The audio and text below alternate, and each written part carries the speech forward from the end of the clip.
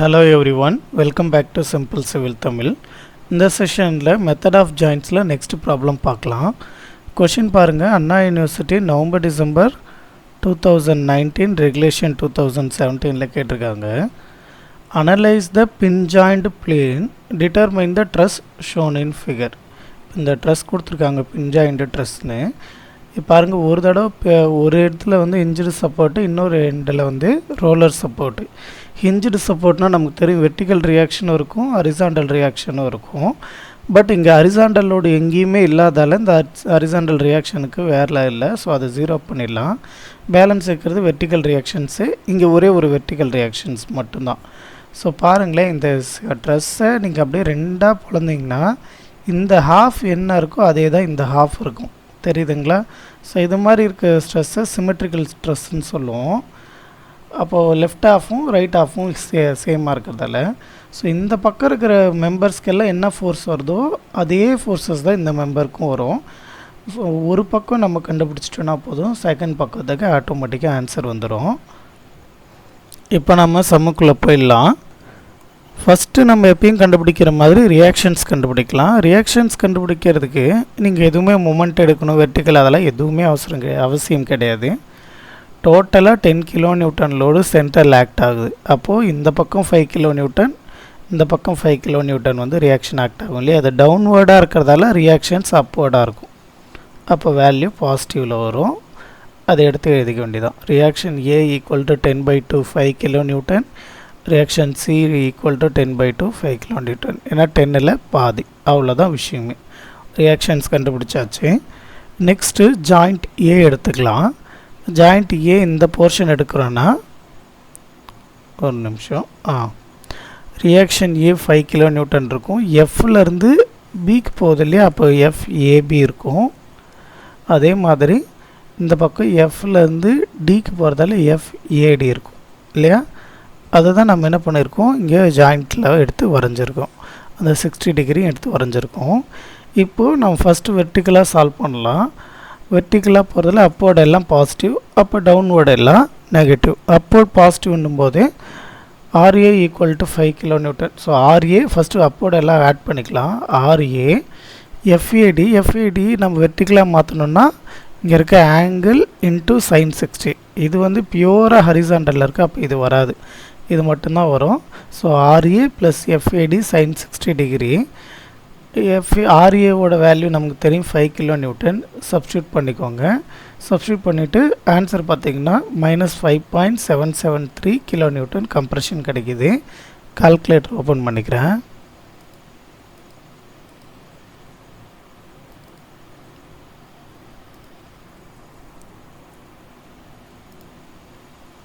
இப்போ இந்த 5 அப்படியே டைப் பண்ணிக்கிறேன். ப்ளஸ் FADக்கு பதிலாக எக்ஸு ஆல்ஃபா ப்ரெஸ் பண்ணி க்ளோஸ் ப்ராக்கெட் ப்ரெஸ் பண்ணுங்கள், எக்ஸ் வந்துடும். Into sin 60 degree close bracket alpha press பண்ணி கேல்சி ப்ரெஸ் பண்ணிங்கன்னா ஈக்குவல் 0. ஷிஃப்ட்டு கேல்சி ஈக்குவல் கொடுத்துட்டிங்கன்னா -5.7735. அப்போ 774 கூட எழுதிக்கலாம். ஆக்சுவலாக நான் தப்பாக கூட எழுதியிருக்கேன், நீங்கள் 774 கூட எழுதிக்கோங்க, ஒன்றும் தப்பு கிடையாது. ஏன்னா 3க்கு அடுத்து 5 இருக்குது இல்லையா?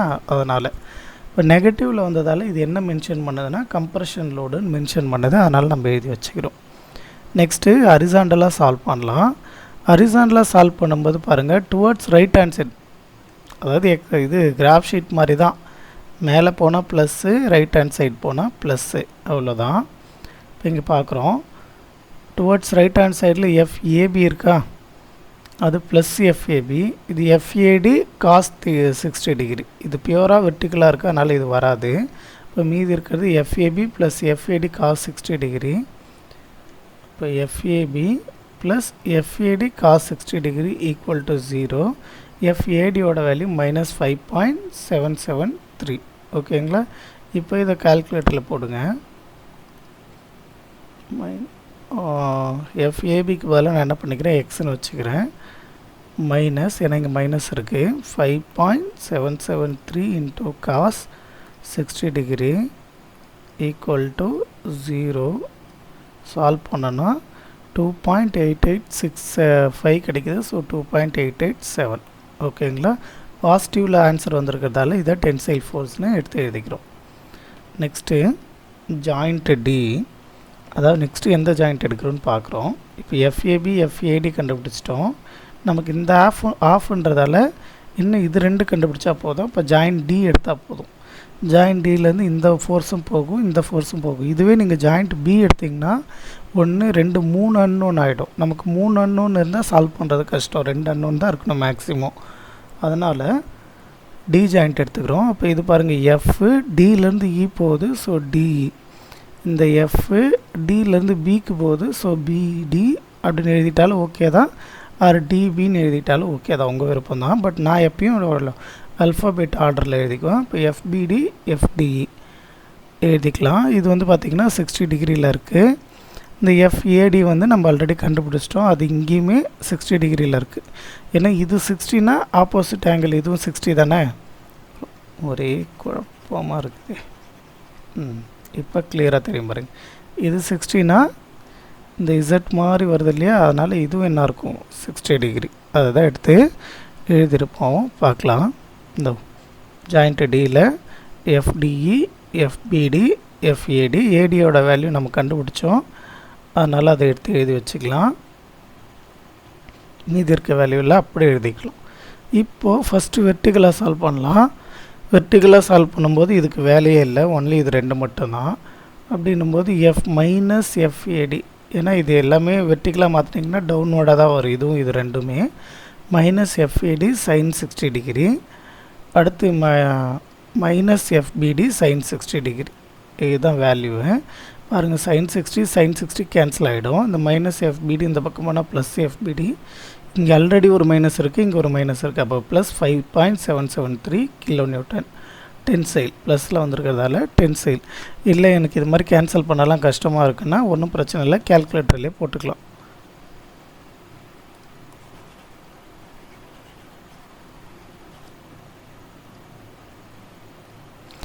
மைனஸ் இன்ட்டு மைனஸ் ப்ளஸ்ஸா, so plus 5.773 sin 60 close bracket minus எஃபிடிக்கு பதிலாக எக்ஸ்ன்னு போட்டுக்கோங்க, sin 60 close bracket equal to 0. Shift calc equate பண்ணிங்கன்னா ப்ளஸ் 5.773 அவ்வளோதான். ஓகேங்களா, இவ்வளோதான் ஆன்சரு. பாசிட்டிவில் வந்திருக்கிறதால டென்சைல். நெக்ஸ்ட்டு ஹரிசாண்டல் ஃபோர்ஸ் பார்க்குறோம். ஹரிசாண்டல் ஃபோர்ஸ்க்கு டுவர்ட்ஸ் ரைட் ஹேண்ட் சைடு இருந்தால் பாசிட்டிவ், லெஃப்ட் ஹேண்ட் சைடு இருந்தால் நெகட்டிவ். இதை ஹரிசாண்டல் ஃபோர்ஸாக மாற்றினா நெகட்டிவில் வரும், இதை ஹரிசாண்டல் ஃபோர்ஸாக மாற்றினா பாசிட்டிவில் வரும். ஏன்னா ஆங்கிள் எல்லாம் இதில் இருக்குது, ஹரிசாண்டல் பிளேனில் இருக்குது. ஓகேங்களா, இது ஆல்ரெடி ரைட் ஹேண்ட் சைடில் இருக்குது, அப்போ இதுவும் பாசிட்டிவில் தான் வரும். இப்போ minus F A D cos 60 degree plus F B D cos 60 degree plus F D E, இதுதான் ஃபார்முலா வரணும். ஸோ ப்ளஸ் எஃப்டிஇ அதை எழுதிட்ட முதல்ல, minus F A D cos 60 degree plus F B D cos 60 degree. எஃப்ஏடிக்கு பதிலாக மைனஸ் 5.773, எஃபிடிக்கு பதிலாக ப்ளஸ் 5.773. இப்போ இது பாருங்கள், இது ப்ளஸ்ஸு. எஃப்ஏடி பார்த்தீங்கன்னா 5.773 plus 5.773 cos 60, FBD plus 5.773 cos 60. அப்போ 2 times of 5.773 cos 60. cos 60 value நமக்கு தெரியும் 1/2. அப்போ 2 கேன்சல் ஆகிடுச்சுன்னா ஒன்லி 5.773 வரும். அது இங்கே பாசிட்டிவில் இருக்கும், ரைட் ஹேண்ட் சைட் போனால் நெகட்டிவ். அதுதான். இல்லை நான் கேல்குலேட்டர்லேயே போட்டுக்கிறேன்னா போட்டு காட்டுறேன் பாருங்கள். எஃப்டி தான் நமக்கு தெரியாது, அதனால் அதை எக்ஸ்ன்னு வச்சுக்கலாம்.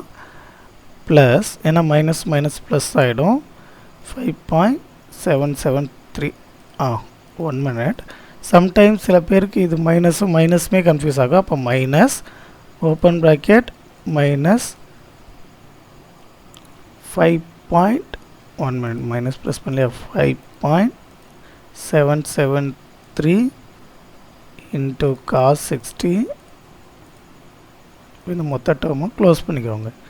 Plus 5.773 into cos 60 close bracket equal to 0. ஷிஃப்ட்டை கேல்சி கொடுத்தீங்கன்னா உங்களுக்கு மைனஸ் 5.773 வந்துடும். ஓகேங்களா, இப்படி தான் கண்டுபிடிக்கணும். இப்போது அந்த கண்டென்ட்டை எடுத்து எழுதிக்கோங்க. Due to symmetry the left of is equal to right of. அப்போ என்ன ஆகும், ஃபோர்ஸஸ் எல்லாம் ஈக்குவல்ட்டாக இருக்குமா? அதனால் என்ன பண்ணிக்கிறேன்னா முதல்ல நம்ம கண்டுபிடிச்சதெல்லாம் எழுதிக்கலாம். ஏபி ஏடி பிடி டிஇ. டி வந்து ஒரு நிமிஷம் ட்ராயிங் ஓப்பன் பண்ணிக்கிறேன், அப்போ தான் உங்களுக்கு ஈஸியாக புரியும்.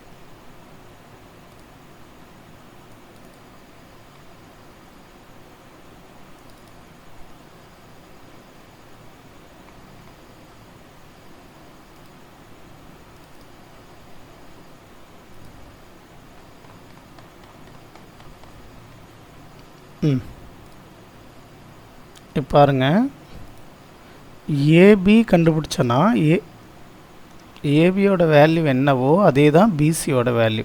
கரெக்டாக? ஏபியோட வேல்யூ பிசியோட வேல்யூன்னு எழுதியிருக்குன்னா, நெக்ஸ்ட்டு ஏடி என்ன வேல்யூ இருக்கோ அதுதான் இசி. ஏடி என்ன வேல்யூ இருக்கோ அதான் இசி ஆர் சிஇ. ரைட்டுங்களா? அடுத்து பிடியோட வேல்யூ பாருங்கள், பிலேருந்து டி என்ன போகுதோ அதுதான் பிலேருந்து E K. So B D equal to B E. Next D வந்து காமனான மெம்பர், டி வந்து காமனான member or D E equal to இடின்னு கூட எடுத்து எழுதிக்கோங்க, ஒன்றும் பிரச்சனை இல்லை. அதுக்கு நேராக என்னென்ன வேல்யூஸ் வருதோ அதெல்லாம் எடுத்து எழுதிக்கோங்க. எடுத்து எழுதிட்டு பாசிட்டிவ் வந்தால் டென்சைலு, நெகட்டிவ் வந்தால் கம்ப்ரெஷன். இங்கே வந்து நெகட்டிவ் போட்டுட்டு இங்கே கம்ப்ரெஷன் எழுதலாமா சார் அப்படின்னா எழுதலாம், ஒன்றும் பெரிய தப்புலாம் கிடையாது. பட் நீங்கள் எழுதாமல் இது ஒன்லி 5.773 kN எழுதிட்டு அங்கே கம்ப்ரெஷன் எழுதுனீங்கனாலும் அது நெகட்டிவ் தான் மீன் பண்ணுது. ஓகேங்களா? ஓகே. ஸோ இது மாதிரி தான் மெத்தட் ஆஃப் ஜாயிண்ட்டில் கேட்டாக்க நம்ம சால்வ் பண்ணணும். ரைட்? தேங்க்யூ.